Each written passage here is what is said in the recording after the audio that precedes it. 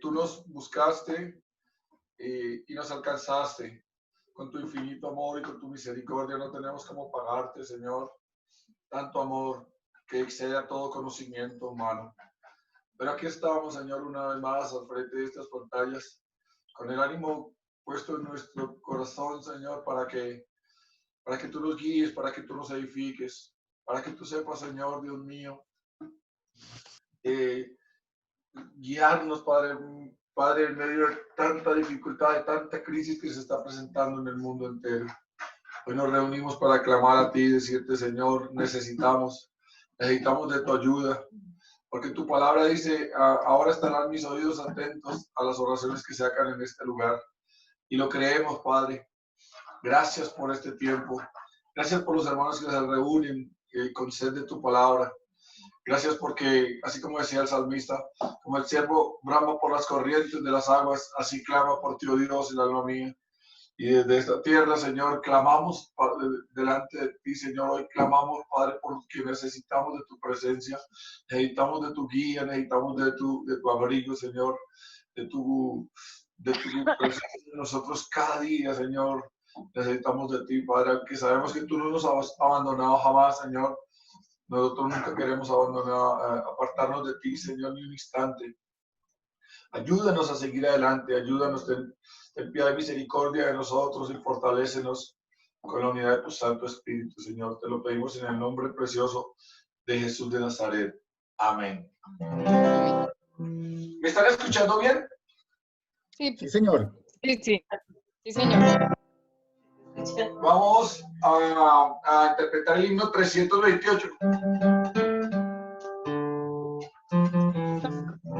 Himno 328.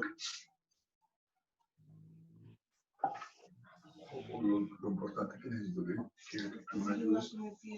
Que tú me ayudes. En Cristo. 328.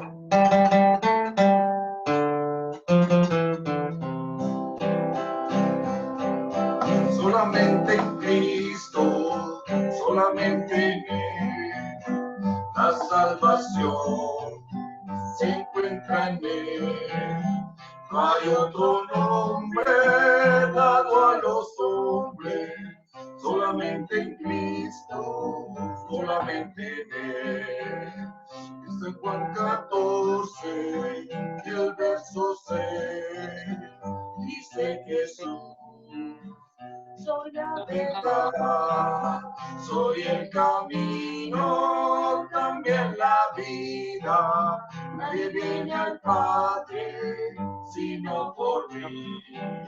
Solamente en Cristo, solamente en Él, la salvación se encuentra en Él. No hay otro nombre dado a los hombres, solamente en Cristo, solamente en Él. Y San Juan 14 y el verso 6 dice Jesús: soy la verdad, soy el camino, también la vida. Nadie viene al Padre sino por mí. Muy bien, mis hermanos. Y antes de la enseñanza, interpretemos el himno 327.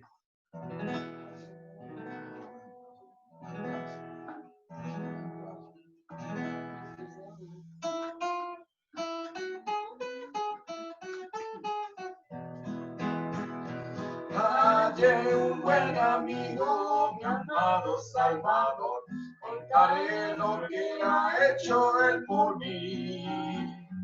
Hallándome perdido, indigno pecador, me salvó y ya me guarda para sí. Me salva del pecador, me guarda de Satán, promete estar conmigo hasta el fin. Él consuela mi tristeza, me quita todo afán, grandes cosas Cristo ha hecho para mí. Jesús jamás me falta, jamás me dejará. Es mi fuerte y poderoso protector. Del mundo yo me aparto y de la vanidad para consagrar mi vida al Señor. Si el mundo me persigue sin su protección, confiado en Cristo puedo resistir. La victoria me segura y elevo mi canción. Grandes cosas Cristo ha hecho para mí.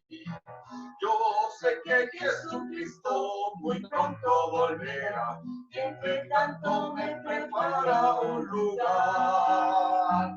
En casa de mi Padre, mansión de luz y paz. El creyente que con él ha de morar. Llegándome a la gloria, con él yo estaré. Contemplaré su rostro siempre allí. Con los santos redimidos, gozoso cantaré. Grandes cosas Cristo ha hecho para mí.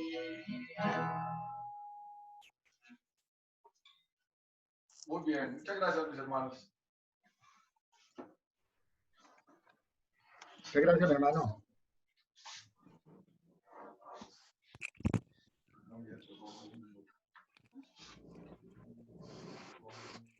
Buenos días para todos mis amados hermanos. Levanten la mano quienes son padres de familia, por favor.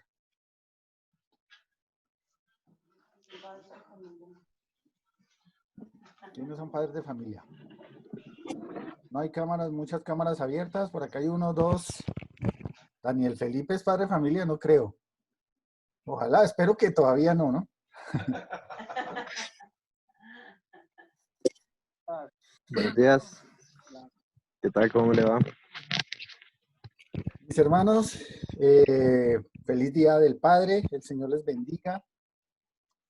Por ahí me estaban contando ahorita que tuvieron pesadillas de padres anoche. Se les multiplicó la familia y estaban como preocupados, pero es una bendición del Señor poder ser padre, también una responsabilidad delante de Él, ¿no? Nosotros como varones en el hogar somos responsables delante del Señor de cada una de nuestras familias. Eso debemos tenerlo muy presente. Entonces, un abrazo para todos mis hermanos. Feliz día. El Señor les bendiga. Ojalá los consientan mucho sus hijos. Bueno, Jacob, David no creo que le pueda consentir mucho al papá, ¿o sí? Es chiquito, pero es meloso, ¿cierto? Ahí está, míralo, consintiéndolo. Bueno, mis hermanos, manos a la obra. Vamos a estudiar entonces. Continuamos con nuestro estudio de doctrina de salvación. Compartir acá esto.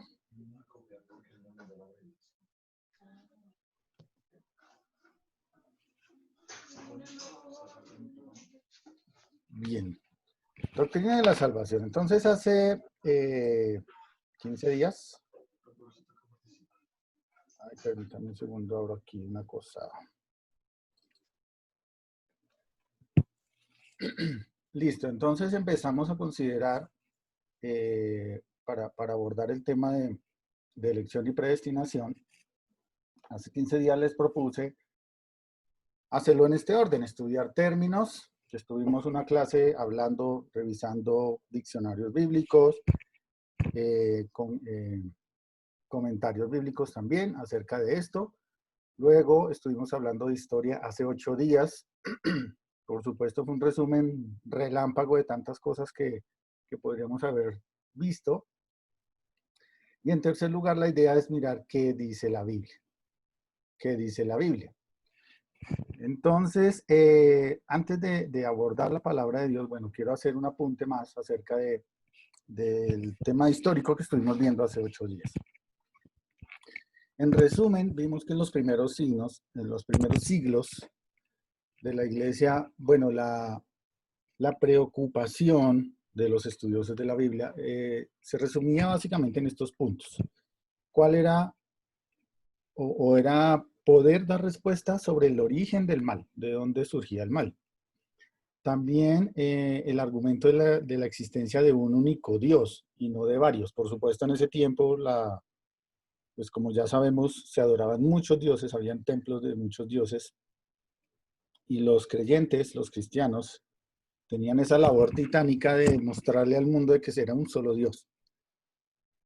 Y bueno, vimos que Agustín de Hipona estuvo hablando acerca del regalo de la gracia, pero no fue relevante, realmente no era el punto de discusión en ese entonces. El punto clave era un único Dios y el origen del mal. Luego ya durante la Edad Media el tema se centró en el liderazgo, ¿no? En la autoridad. Entonces la autoridad pasaba entre iglesia y Estado, entre sus líderes. Se trabajaba mucho el tema de la adoración a María y a los santos, tema de indulgencias, tema de purgatorio, peregrinaciones, y la persona que más era mencionada durante todo este tiempo era Agustín de Hipona. Ya llegando al siglo XV, durante la Reforma, que fue lo último que vimos, el punto inicial, teológicamente hablando, del cual se refutaba, era la justificación por fe, que era uno de los planteamientos más fuertes de Martín Lutero. Luego, con Wycliffe, el tema que se puso sobre la mesa fue el señorío de Dios por encima de cualquier hombre. Recordemos que lo que se estaba buscando, de alguna manera, era refutar y tumbar ese poderío que tenían los papas en aquel tiempo. Y también se empezó a hablar de la autoridad de la Biblia, la autoridad de la Biblia. Y se empezó a hablar algunas cosas acerca de la predestinación, de lo cual los protestantes y reformados pues estaban de acuerdo, ¿no? En cuanto a esto. Como vimos, ya terminando, pues habían estos grupos. Inicialmente, pues todos los que tuvieron el poder por muchos siglos fue la Iglesia Católica, que se centraba en su Biblia, tradiciones y autoridad de la Iglesia. Esa era su forma de trabajo. Frente a esto, pues se levantaron los protestantes, que empezaron a quitar, o su anhelo era quitar todo lo que estuviera en contra de la Biblia. Sin embargo, mantenían algunas tradiciones y también reconocían la autoridad de la Iglesia y del Papa. Entonces podemos decir que eran un poquito más, de alguna manera, querían centrarse más en la Biblia. Pero a partir de estos, pues surgieron los reformadores, que eran un poco más radicales, ¿cierto? Y su punto era 100% Biblia, o sea, nada tradiciones, rechazo total de tradiciones, y empezaron a enfocarse mucho en quiénes eran los predestinados, quiénes eran los que eran parte de la Iglesia. Cuando estos dos estaban en contra de la Iglesia Católica, recordemos, se levantaron aquellos que estaban por allá escondidos, quisieron unirse a estos, pero eran más radicales aún. Es decir, ellos rechazaban todas las imposiciones sociales de gobierno, nada de armas, nada de bautismo infantil, que era lo que enseñaba la sociedad. Y su punto era Biblia como única regla de autoridad, fe y práctica. Entonces, como estuvimos viendo, bueno, después de esto, ¿qué siguió? Pues los reformadores y los protestantes se vinieron encima de los anabautistas de una manera cruel. Hubo masacres difíciles que están registradas en muchos textos de historia. Los reformadores y protestantes contra anabautistas, masacres duras. Sin embargo, hubo expansión de todos estos movimientos por toda Europa. Un hombre llamado Menno Simons, que era un cura católico, al ver cómo estaban siendo masacrados los anabaptistas, empezó a investigar de ellos y decidió dejar la Iglesia Católica y se unió a los anabaptistas. Y a partir de allí surgió lo que conocemos como la Iglesia Menonita. Esta Iglesia Menonita es la iglesia reconocida como la más antigua proveniente de ese movimiento anabaptista de ese tiempo. eran pacifistas, por supuesto, y estaban en contra de todo el tema de armamentos y de matar a otras personas. Mientras tanto, hacia Escocia, hacia el norte, surgió o se corrió la voz de los reformadores o calvinistas y surgió un hombre que se llamaba Juan Knox. No puse el nombre, ese que está ahí es Juan Knox. Y en Escocia fundó, o se conocieron como los puritanos, de donde salió la iglesia presbiteriana. De acuerdo a los relatos que hay, al parecer estos fueron los primeros, o la primera iglesia no católica romana que llegó a América del Norte en el siglo XVIII. Por supuesto, América ya había sido descubierto.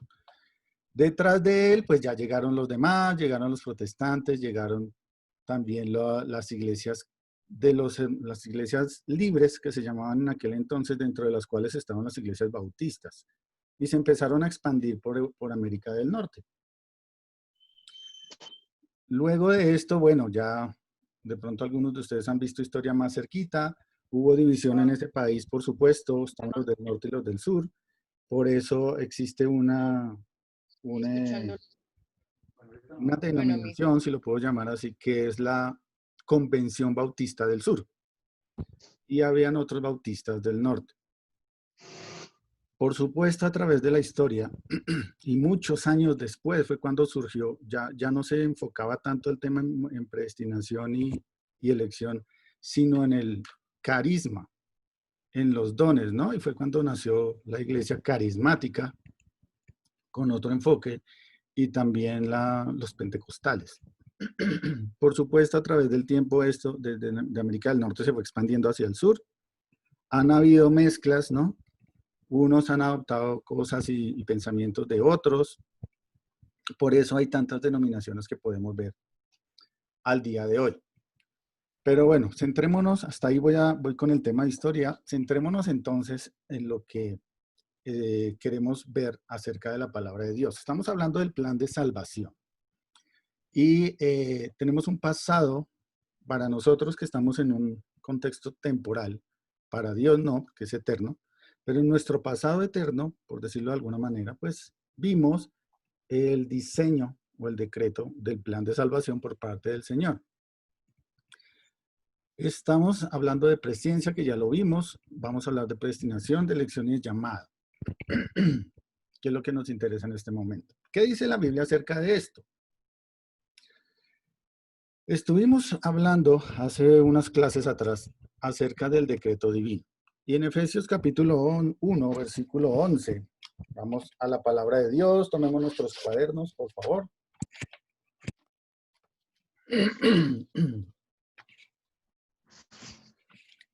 Efesios capítulo 1, versículo 11.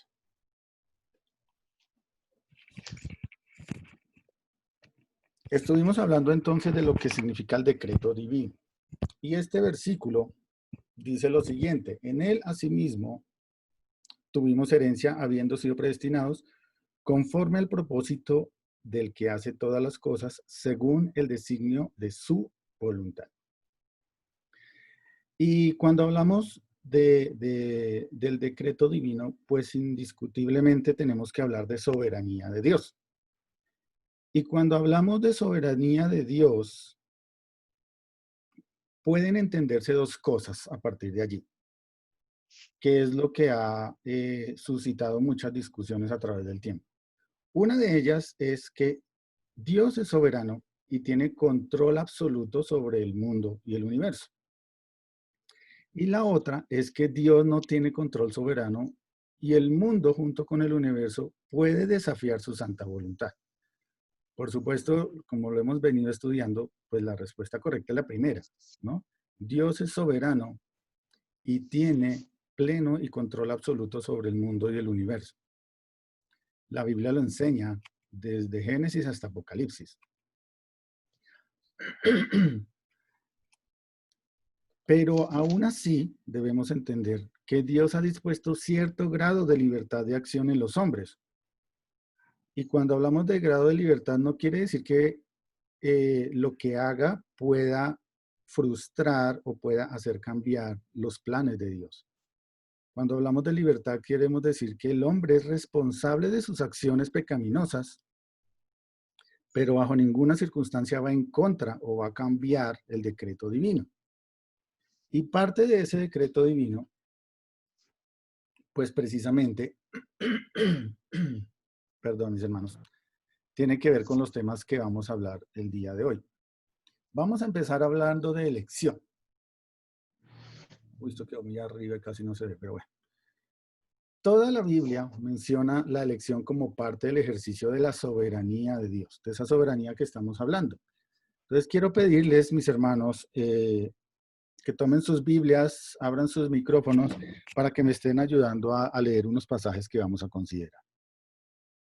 Traté de organizarlos en orden como está en la Biblia para poderlos encontrar más fácil.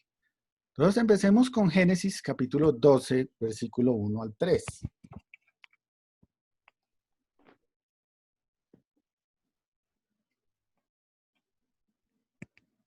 Génesis 12, 1 al 3 y Josué 24, 2.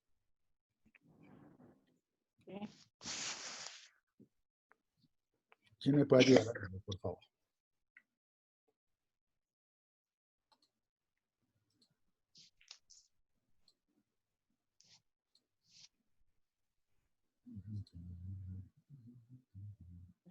Génesis 12. Génesis 12, uy, chimpu papas.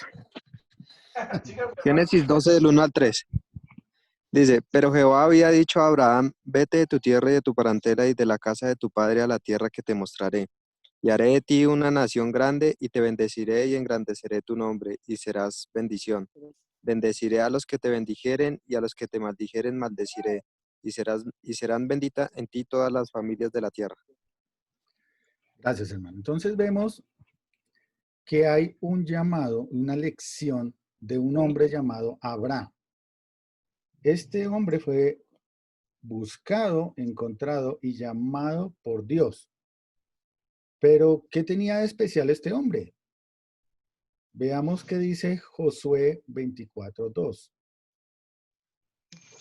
Y dijo Josué a todo el pueblo, así dice Jehová, Dios de Israel, vuestros padres habitaron antiguamente al otro lado del río, esto es Tari, padre de Abraham y de Nacor, servía a los dioses extraños. Gracias. ¿Qué era lo que estaba haciendo la familia de Abraham? Sirviendo a dioses extraños. Sirviendo a dioses extraños. Y Abraham vivía en medio de esa familia.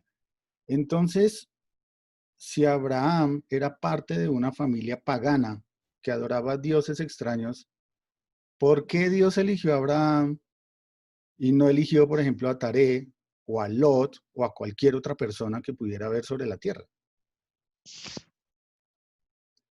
¿Ustedes qué opinan?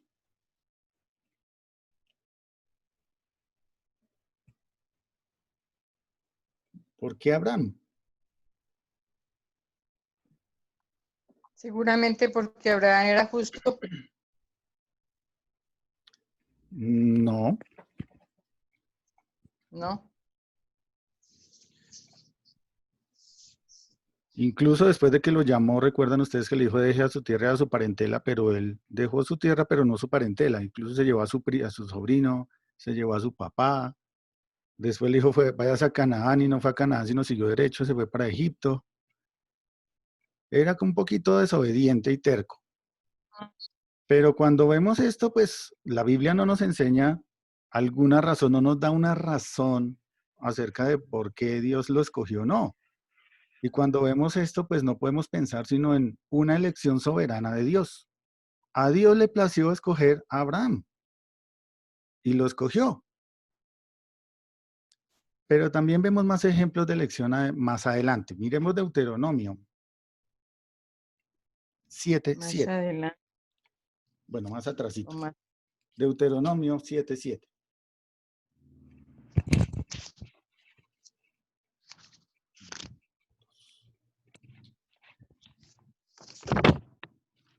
¿Qué dice Deuteronomio 7:7? No por ser vosotros más que todos los pueblos, os ha querido Jehová y os ha escogido, pues vosotros erais el más insignificante de todos los pueblos. Gracias. Entonces aquí la palabra de Dios nos está diciendo que Israel fue elegido por Dios, pero no fue elegido porque fuera la nación más poderosa, la más estudiada, la que tuviera más recursos, la mejor armada militarmente o más santa. No, no. Simplemente dice, Jehová os ha escogido, pues vosotros eras el más insignificante de todos los pueblos. Jehová decidió levantar un pueblo para sí, un pueblo escogido. Por supuesto, como sabemos también, la historia de Jacob y de Esaú, pues escogió a Jacob, ¿no? Y ya lo vamos a ver ahorita en una referencia en el Nuevo Testamento. Pero no hay una razón que nosotros digamos, por esto especial que tenía Israel fue que Dios lo escogió. No, a Dios le plació, estaba dentro de su propósito y lo eligió para que fuera su nación especial. Pero también hablamos de personas específicas más adelante. Jeremías capítulo 1. Jeremías 1, 4 y 5.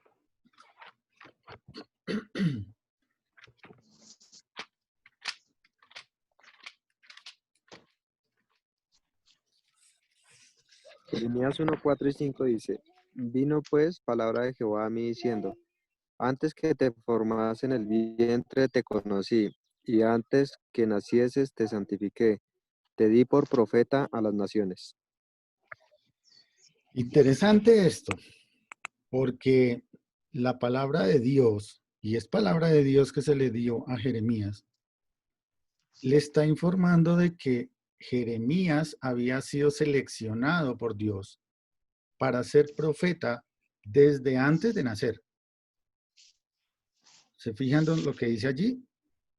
Antes que te formase en el vientre, te conocí. Antes que nacieses, te santifiqué y te di por profeta a las naciones. Entonces vemos también que la labor de profeta, esa profesión que encontramos mucho en el Antiguo Testamento, no era elección de los hombres. No era que ellos dijeran, voy a estudiar unos cuantos añitos y me voy a convertir en profeta profesional. No, el Señor, en su perfecta voluntad, con su autoridad y con su sabiduría, fue quien escogió a los profetas, aún desde antes de formarlos, aún desde el vientre de su madre. Y les dio esa labor. Difícil, por cierto, pero les dio esa labor. Entonces vemos algunos ejemplos aquí de elección, ¿cierto? En el Antiguo Testamento. Fíjense en algo interesante. En Génesis eligió a una persona, Abraham. En Deuteronomio, cuando hablamos de Israel como pueblo, surgió de una persona, de Jacob. Y cuando hablamos en Jeremías, le está hablando a un profeta en especial, pero la forma pues también aplicaría para otros profetas. Sin embargo, eligió a un profeta, ¿cierto? Miremos algunos ejemplos del Nuevo Testamento. Lucas capítulo 1, versículos 14 y 15.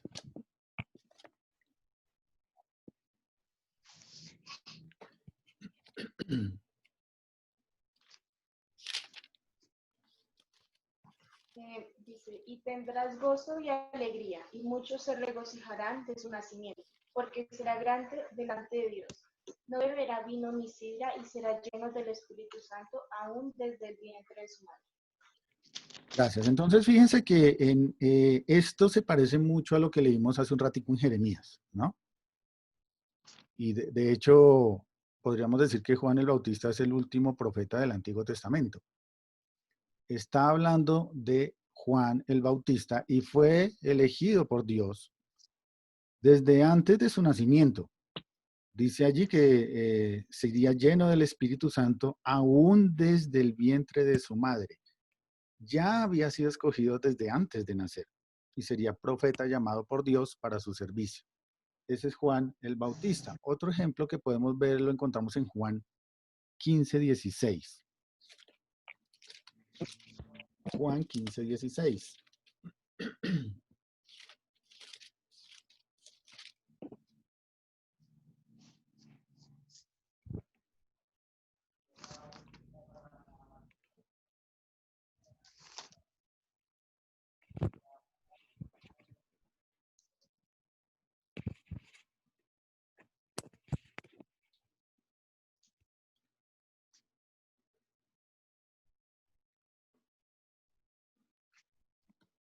¿Quién tiene Juan 15:16?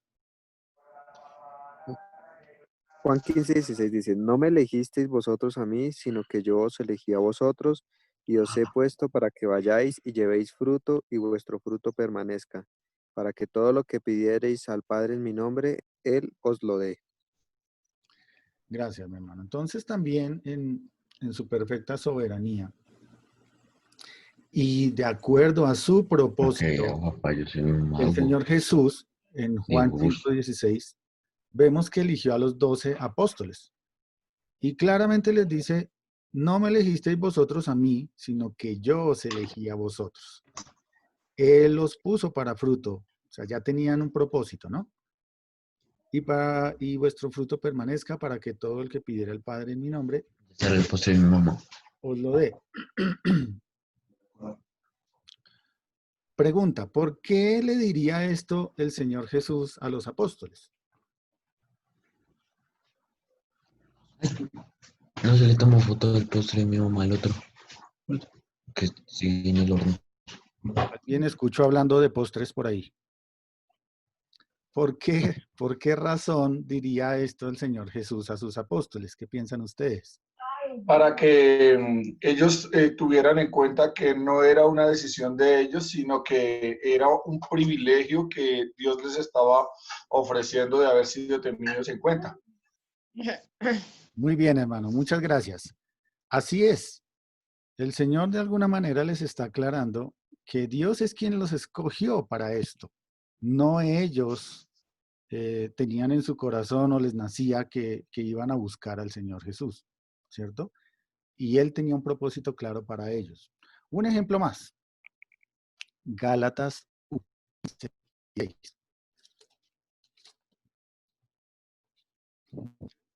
¿Alguna hermana, algún otro hermano que quiera leer para que no dejemos descansar a nuestros hermanos que han estado leyendo hasta ahora? Gálatas 1:15 y 16. Pero cuando agradó a Dios que me apartó desde el vientre de mi madre y me llamó por su gracia, revelar a su Hijo en mí para que yo le predicase entre los gentiles, no consulté enseguida con carne y sangre. Gracias. Entonces, hablamos ahora del apóstol Pablo. Y es interesante porque el apóstol Pablo, aún siendo perseguidor de la iglesia, ¿cierto? Como lo vemos allí en Hechos, Dios le reveló esto, que ya había sido escogido con un propósito, aún, dice allí el versículo 15, apartó desde el vientre de mi madre y me llamó por su gracia. Y el propósito de Pablo era llevar el mensaje a los gentiles. Interesante. Entonces aquí también seguimos viendo cómo es la elección del Señor en toda la palabra de Dios. Fíjense que en el Lucas vemos a un hombre, Juan el Bautista. En Juan 15 vemos 12 apóstoles, pero de manera individual los eligió, ¿cierto? En Gálatas vemos otro hombre, a pesar de lo que nosotros podríamos pensar, o cualquier persona pudiera haber pensado de lo que era Saulo de Tarso, ¿cierto? Persiguiendo la iglesia. El Señor ya tenía un propósito. No dependía de quién era para los seres humanos o qué pensara otro ser humano de Pablo o no. El Señor tenía un propósito y lo había seleccionado. Una más, 1 Timoteo 5:21.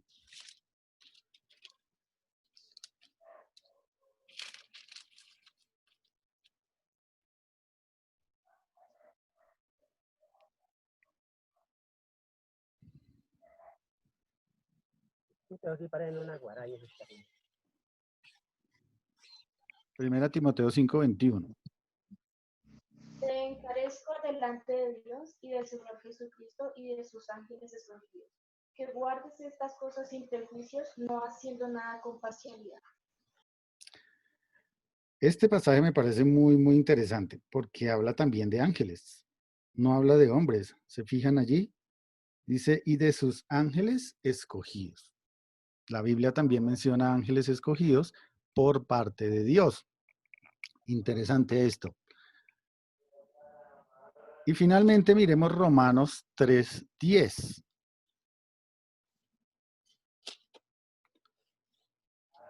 Romanos 3:10 al 13. Perdón, 9:10 al 13.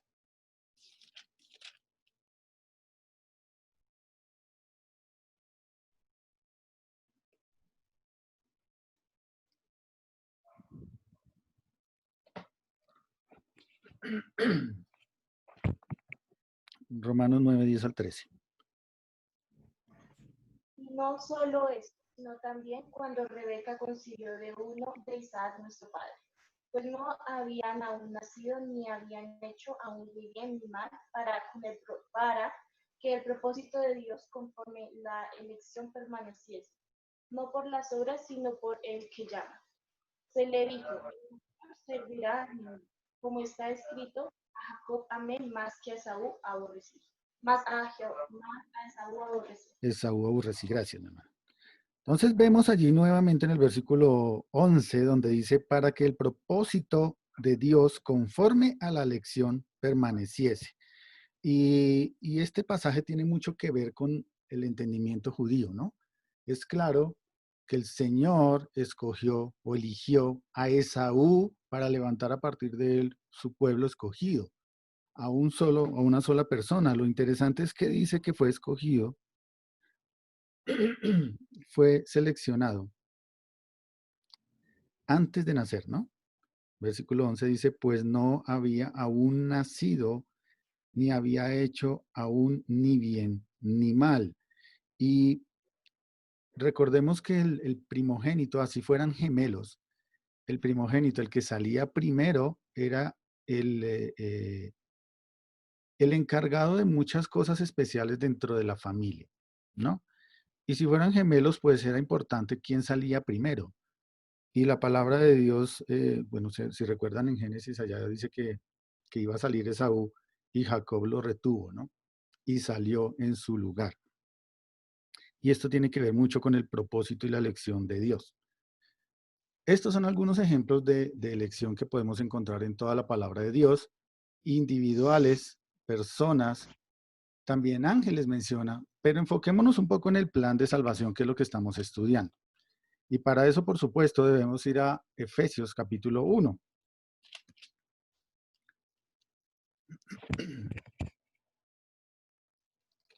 Efesios capítulo 1.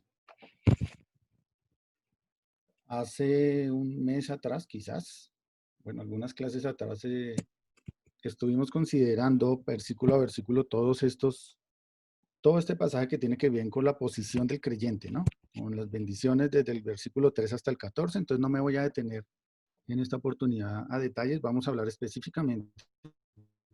Versículo 4 de Efesios 1 dice, según nos escogió en él antes de la fundación del mundo para que fuésemos santos sin mancha delante de él.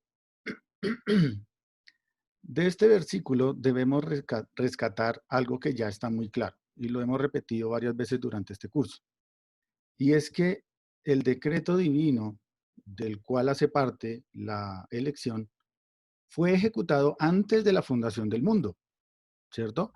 En lo que les he llamado o he mostrado como nuestro pasado eterno. En ese pasado eterno donde no había nombres, nada había sido creado, no había nadie que pudiera aconsejar a Dios.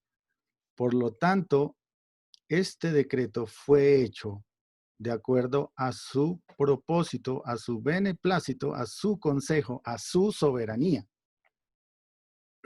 Eso debe quedar muy claro. Y con respecto a esto, quiero compartirles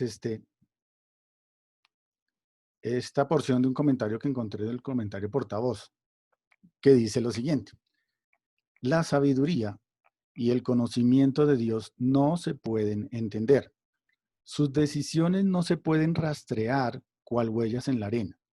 Dios no ha consultado a nadie y nadie lo ha aconsejado, pero como Él sabe todas las cosas, controla y guía todos los eventos para su gloria y para nuestro bien.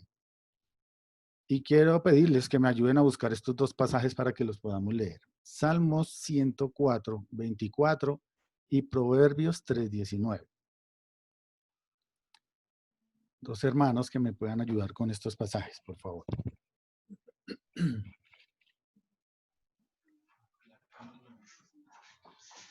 Salmo 104, 24. Sí. Cuán innumerables son tus obras, oh Jehová, hiciste todas ellas con sabiduría, la tierra está llena de tus beneficios. Gracias, mi hermano. Y Proverbios 3, 19. Jehová con sabiduría fundó la tierra, afirmó los cielos con inteligencia. Gracias, hermano. Entonces, los dos pasajes nos hablan del reconocimiento de la sabiduría y de la inteligencia de Dios. Y cuando uno se sienta a pensar en estos dos pasajes y en lo que estamos leyendo en cuanto a la lección, pues la mente del hombre se queda corta, ¿no? El solo hecho de pensar la cantidad de cosas microscópicas que existen en el planeta y las cantidad de cosas monumentalmente grandes, más grandes que el Sol que conocemos, no puede, y se pone uno a pensar cómo puede cómo puede haber tal inteligencia y tal sabiduría para hacer las cosas de tal manera como las podríamos contemplar. Es algo que se sale del entendimiento del ser humano. Es algo difícil de entender. Por eso quería compartir este pasaje, porque concuerdo con esto. La sabiduría y el conocimiento de Dios no se puede entender. Y sus decisiones, pues, son imposibles de rastrear, que es con lo que sufren y luchan los científicos ateos que quieren demostrar todas sus teorías, ¿no? Buscan eso, rastrear cuál es el comienzo, de dónde se tomó. Y la Biblia nos lo dice: el Señor, en su perfecta sabiduría y soberanía, fue quien tomó esas decisiones. Él creó, Él construyó, Él llenó la tierra, afirmó los cielos. Es increíble ver esta gran verdad y entenderla es difícil. Pero dentro de esa soberanía, dentro de ese decreto, antes de fundar todo esto, pues el Señor, de acuerdo al pasaje de Efesios 1:4, escogió, eligió antes de la fundación del mundo. Y cuando nosotros avanzamos ahí en el mismo pasaje de Efesios 1 hasta el versículo 11, hasta el versículo 11, dice, me hizo acordar eso que cuando estamos allá en Funza, ¿se acuerdan que a esta hora pasa el de los aguacates y el de la gaseosa? Aquí estamos escuchando el del plátano maduro. Bueno, Efesios 4:11 dice: en él asimismo tuvimos herencia, habiendo sido predestinados conforme al propósito del que hace todas las cosas según el designio de su voluntad. Este pasaje nos enseña, o este versículo nos enseña, nuevamente la idea de que el Señor escogió, el Señor designó, estableció, pero que el Dios no ajusta sus planes a través del tiempo de acuerdo a lo que la humanidad decida hacer o no decida hacer, o a los eventos que ocurren en la tierra o no ocurren. Todo lo determinó en la eternidad. Como dice la palabra de Dios, Él hace lo que quiere, ¿cierto? Y ahí es donde encontramos que la voluntad del hombre, la cual ha puesto Dios, nunca va en contra ni va a hacer cambiar ni va a hacer destruir ningún propósito de Dios. Dios tiene todo el control y siempre lo va a alinear a sus perfectos propósitos. Job 23:13 dice, por ejemplo, hace poco leímos este libro, pero si Él determina una cosa, ¿quién lo hará cambiar? Su alma deseó e hizo. Así es la soberanía de Dios. Salmo 135:6 también dice, todo lo que Jehová quiere lo hace, en los cielos y en la tierra, en los mares y en todos los abismos. No hay un solo ser humano que le pueda decir a Dios ¿por qué lo hiciste? ¿Qué fue lo que pasó allí? Pero el Señor sí hace entender esta verdad de ser necesario a los hombres. Y eso lo vemos claramente en el ejemplo de Nabucodonosor en Daniel capítulo 4. Ustedes recuerdan todo lo que le pasó a este hombre, ¿cierto?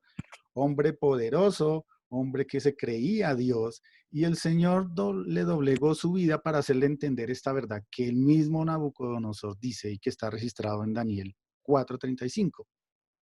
Todos los habitantes de la tierra son considerados como nada.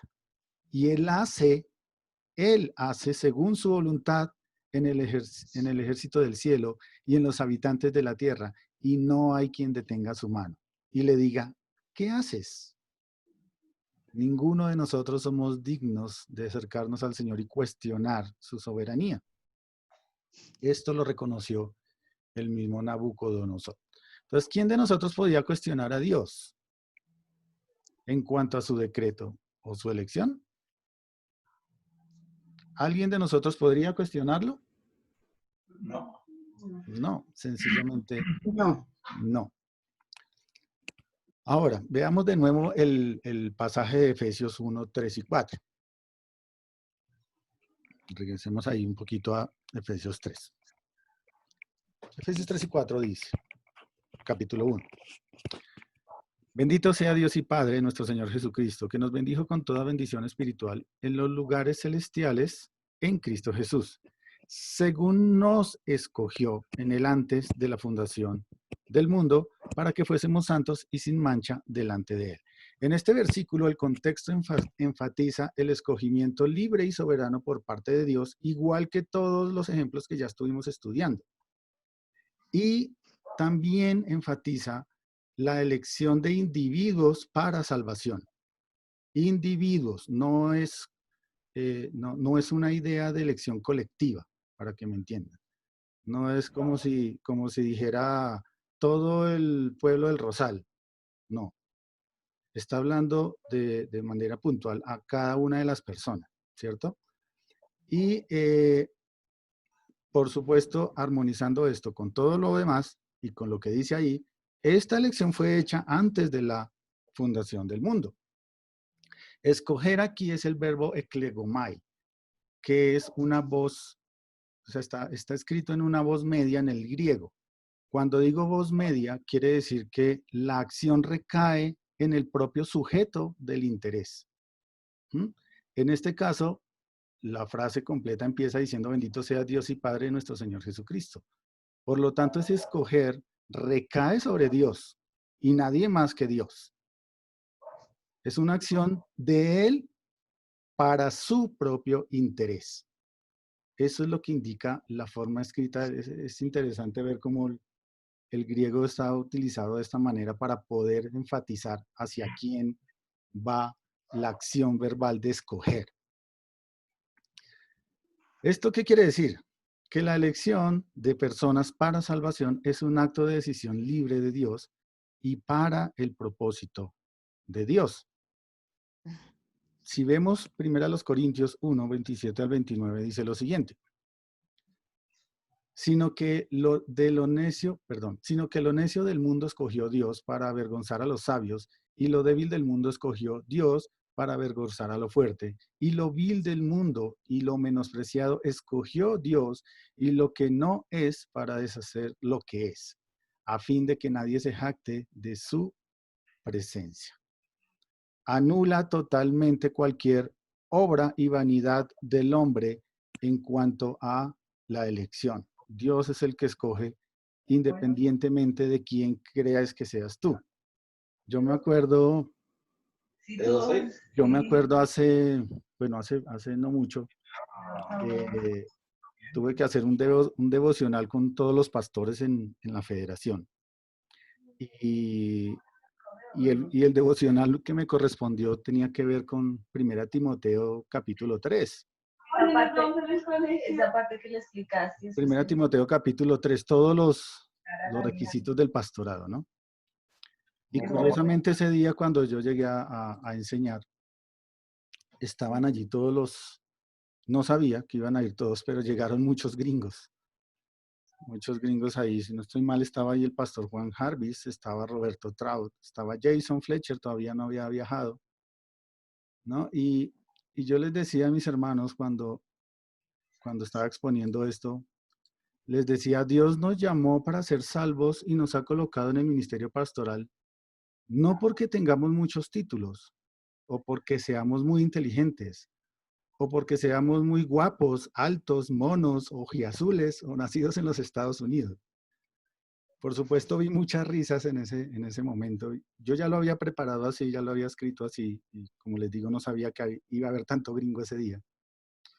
Pero recuerdo también después del tiempo, muchos apretones de mano y muchos abrazos, porque los mismos hermanos me decían, sí, tienes razón, nosotros no somos nada especial para que el Señor nos haya escogido, pero es un privilegio, ¿cierto? Ser salvos, debemos gozarnos en eso, debemos apoyar a otros hermanos que vienen detrás también.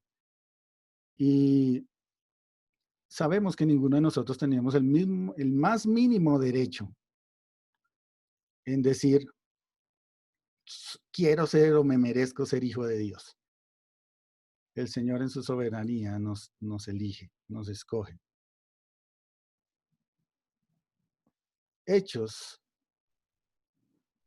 Veamos, se me fue el tiempo. Veamos esto rápidamente. Hechos capítulo 9, versículo 15 y 16. Están en sus pantallas. Voy a avanzar un poquito rápido.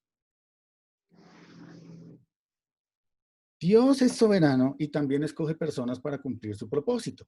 El Señor dice en Hechos 9:15, el Señor le dijo, ve porque instrumento escogido me es este para llevar mi nombre en presencia de los gentiles, de reyes, de los hijos de Israel, porque yo le mostraré cuánto le es necesario padecer por mi nombre. El Señor le está hablando a un hombre llamado Ananías y se está refiriendo a Saulo de Tarso, a Pablo. Y Ananías sabía quién era Saulo. Y le dice, pero si este hombre es perseguidor, y el Señor le reafirma su decisión, en la cual nadie le puede cuestionar, y le dice, porque es instrumento escogido por mí. Yo le tengo un propósito designado y lo voy a utilizar. Tú obedece, Ananías, ve, búscalo porque lo necesito. Entonces, en cuanto al plan de salvación, debemos decir, mis hermanos, Dios no eligió a grupos, sino a individuos. No sé si esto lo puse acá. Bueno, sí. Conclusiones en cuanto a la elección. La elección es una doctrina bíblica innegable. Es decir, si tratas de decir que eso no existe en la Biblia, es herejía. Ahí está. En segundo lugar, la elección es un acto libre de la soberanía de Dios. Y esto lo copié del texto que les compartí hace un rato. Dios no ha consultado a nadie y nadie lo ha aconsejado, pero como Él sabe todas las cosas, controla y guía todos los eventos para su gloria y para nuestro bien. Tercero, la elección hace parte del decreto divino realizado antes de la fundación del mundo. Y cuarto, debemos entender que la elección es individual. Esto quería afirmarlo, este último punto de la elección es individual, porque hay una doctrina que indica y no encontré fundamentos bíblicos en eso, que indica que Dios eligió fue a la iglesia y que los predestinados pues solamente son predestinados y salvos cuando se unen a la iglesia, no antes. Y eso no es lo que dice la Biblia. Como hemos visto, Él llama y elige personas individuales, ¿cierto? Cuando nosotros hablamos, por ejemplo, de una familia, si el Señor hace obra en una familia, lo hace uno por uno. No es que diga toda la familia será salva instantáneamente, no. llama a fulanito, a sutanito, al papá, a la mamá, al hijo, al otro hijo, a la hija, de manera individual. Entonces, estas podrían ser las conclusiones que tenemos hasta acá. Bueno, iba a empezar a hablar de predestinación, pero ya no se me fue el tiempo. ¿Qué quiero adelantar de predestinación? Bueno, ya estuvimos hablando algo que quiere decir determinar un destino de antemano. Solo aparece 6 veces en el Nuevo Testamento y no va desligado, ni es un punto aparte, ni lejos de lo que acabamos de hablar de elección, ni del decreto divino, ni de la soberanía de Dios. Todo es un conjunto, todo va unido. Y si el Señor lo permite, mis hermanos, estaremos mirando este tema puntualmente dentro de 8 días. Amén. Amén. Hasta aquí, hasta el tema de elección, ¿hay alguna duda, mis hermanos? ¿O podemos descansar 10 minuticos? Amén, pastor, descanso. Bien, gracias, mis hermanos. Tengo las 10:10 en mi reloj aquí, entonces nos vemos a las 10:13 minutos, si el Señor lo permite, ¿vale? Para que tomemos un tinto y con un cafecito o algo. Ya nos vemos, mis hermanos. Dios los bendiga.